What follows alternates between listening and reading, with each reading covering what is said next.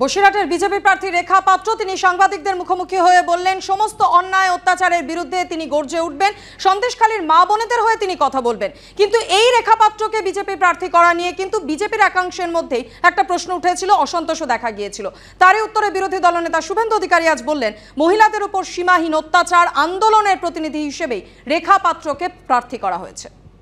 বছরের পর বছর ধরে মেয়েদের মধ্যরাত্রে ডেকে নিয়ে গিয়ে শাসকের নির্লজ্জ এবং সীমাহীন সমস্ত সভ্যতা ভব্যতাকে ভেঙে দিয়ে যে অত্যাচার, সেটা হচ্ছে সন্দেশখালীর লড়াই। একজন মহিলা করেনি, এটা ঘটনা।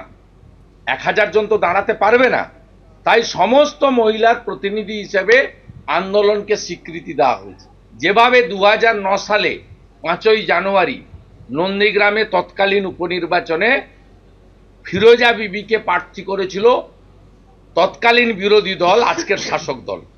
মানে উনি তো সামনে থেকে লড়েছেন, রেখা নিশ্চয়ই একা লড়েনি, কয়েক হাজার মেয়েকে নিয়ে লড়েছেন, কিন্তু সিম্বলিক হিসেবে রেখাকে মনোনয়ন দেওয়া হয়েছে।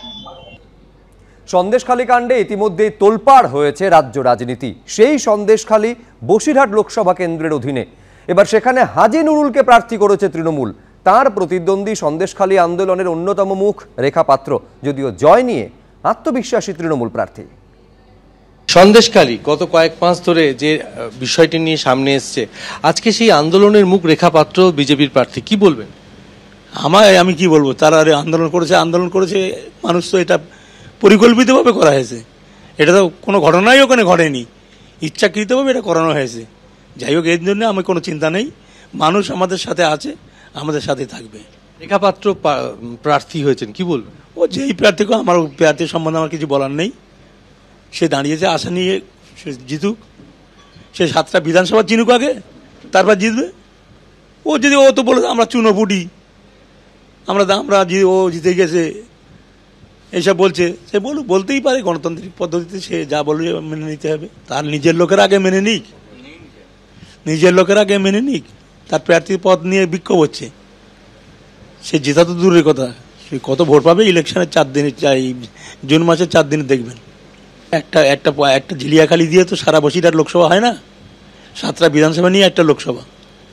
এই বিধানসভাগুলো দেখেন কত ভোটে লিড ছিল, 3,55,000 ভোটে লিড ছিল।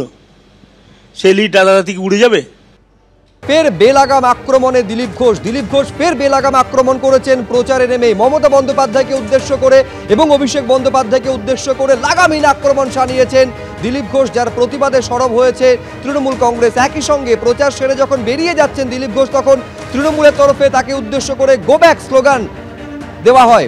অর্থাৎ দিলীপ ঘোষ আবারও মমতা বন্দ্যোপাধ্যায়কে নিশানা করেছেন তার লাগামহীন আক্রমণের দ্বারা। এর আগেও আপনারা জানেন যে মমতা বন্দ্যোপাধ্যায়কে বারে বারে বেলাগাম কুরুচিকর আক্রমণ করেছেন দিলীপ ঘোষ। সেই পুরনো মেজাজে আবার তাকে দেখা যাচ্ছে মমতা বন্দ্যোপাধ্যায় এবং অভিষেক বন্দ্যোপাধ্যায়কে ফের বেলাগাম আক্রমণ করেছেন দিলীপ ঘোষ। বর্ধমান দুর্গাপুরের বিজেপি প্রার্থী, তিনি প্রচারে যখন বেরোচ্ছেন যে কথা বলেছেন তার প্রতিবাদে সরব হয়েছে তৃণমূল কংগ্রেস। একই সঙ্গে এই ছবিও আপনাদের দেখাবো যে প্রচার সেরে যখন বেরোচ্ছেন দিলীপ ঘোষ, তখন তাকে উদ্দেশ্য করে তৃণমূলের তরফে উড়ে এসেছে গো ব্যাক স্লোগান।